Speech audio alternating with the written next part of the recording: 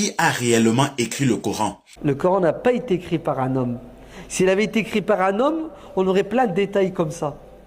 Hein, parce que c'est le propre de l'homme. La preuve, prenez la Bible, vous allez voir.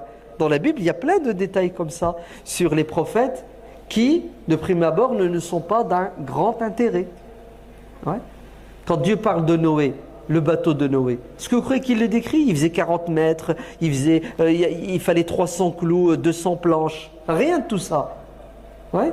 Mais allez voir dans la Bible, vous avez les plans. Les plans de l'architecte qui a fait le bateau de Noé, Noé en l'occurrence. Et là, le Coran nous passe à quoi? À un événement de la vie de Maryam. Kullama dakhala alayha Zakaria al-mihraba wajada indaha rizqa.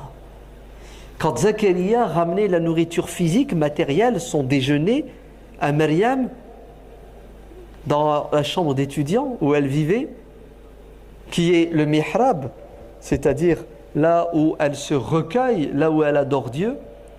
Ouais. Vous savez qu'est-ce qu'il trouve? Il trouve déjà le repas servi. Il y a quelqu'un qui lui a déposé à manger. Il y a quelqu'un. Normalement, elle a de contact avec personne. Ouais. Je suis son tuteur. Il n'y a personne d'autre qui la prend en charge à part moi. Donc il est étonné, il lui dit, Maryam, anna laki hada, qui t'a donné ça? D'où te vient cette nourriture? Quelle est cette personne qui m'a court-circuité, qui t'a ramené à manger? Alors qu'il y a un accord, c'est moi ton tuteur.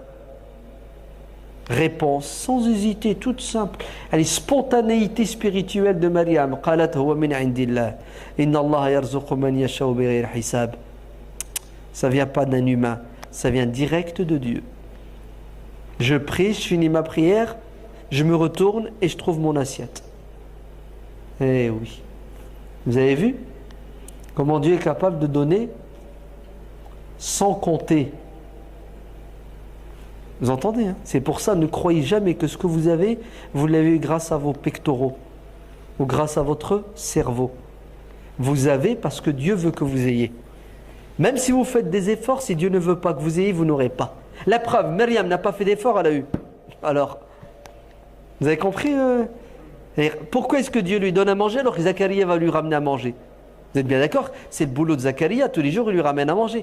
Pourquoi est-ce que Dieu fait ça? C'est pour nous dire à nous, et préparer Myriam pour une autre nourriture qu'elle va bientôt avoir sur un plateau servi, que si Dieu a créé cet univers, et cet univers est soumis à des lois, Dieu fait ce qu'il veut avec son univers, avec ses lois. Quand il veut les enfreindre, il les enfreint. C'est-à-dire, Dieu veut nous montrer que, attention, attention, ma puissance n'a pas de limite. D'accord?